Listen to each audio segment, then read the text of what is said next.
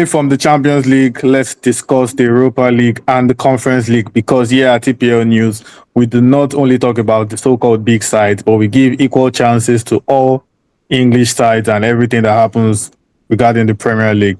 I'm starting with you. Hello? No, I was just... Never mind. You can start it again. I just threw a joke in there because you said we don't talk just about the big sides. We give everybody their... Sorry, I didn't catch that. Yeah, you said oh, damn, I didn't catch that. Sorry. Yeah, it's okay. It's okay.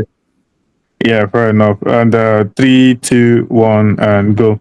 So away from the Champions League, it's time to discuss the Europa League and the Conference League because here at EPL News, we do not discuss only the so-called big sides, but we discuss everything surrounding the Premier League and we give a fair chance to talk about any competition that has a Premier League side in it. And without wasting more time, Victor, let's start with Aston Villa.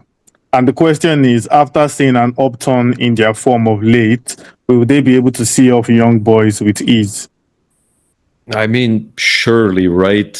Young boys, if you look at their results, they haven't strung 3 wins together in all competitions in their last 2 months. So they've had false dawn after false dawn. Now they've won their last 2 games as well, so they're on that brink.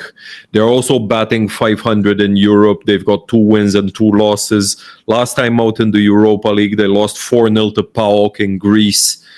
I think Villa are going to be too strong for them for sure. Fair enough. And over to you, Max. Nottingham Forest take on a Malmo side with no wins in the Europa League so far. Do you think Forest will be able to build on that shock win against Liverpool to record back-to-back victories?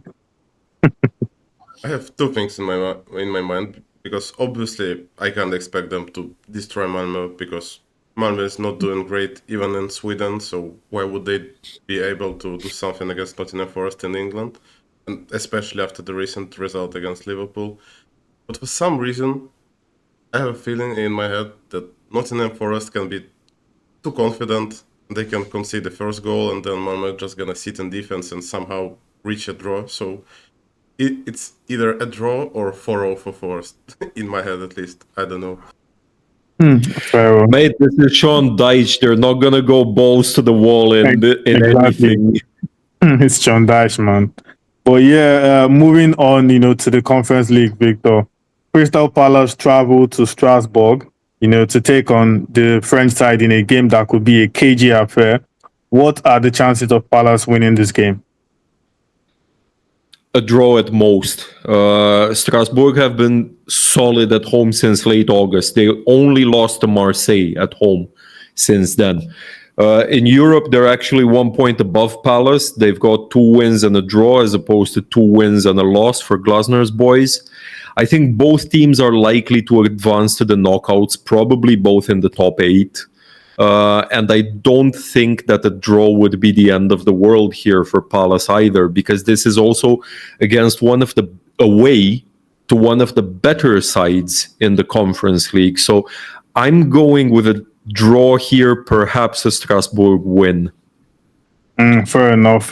Just on a final note, starting with you, Max, any bold predictions or score predictions for these games? I'd say all 3 of English clubs score at least 2 goals.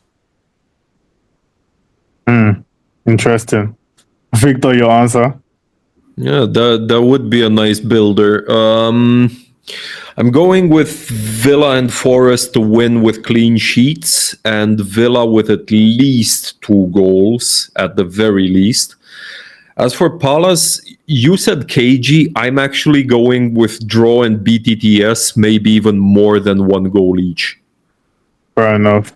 For me, the only thing I'm seeing in my head is that Malmo, surprisingly, for some reason, I feel they won't lose to Forest. I don't know why, but I just feel like Malmo would not lose to Forest. But yeah, I would not advise anybody to put that in his flip. But yeah, it's just a hunch of mine anyways. And that is all we have for the Europa League and the Conference League games. 3 English sides are still in the competition. And just like we said before the start of the season, we are backing one of these sides to go all the way. Maybe but we'll just have to take it one game at a time and see how the English side progress.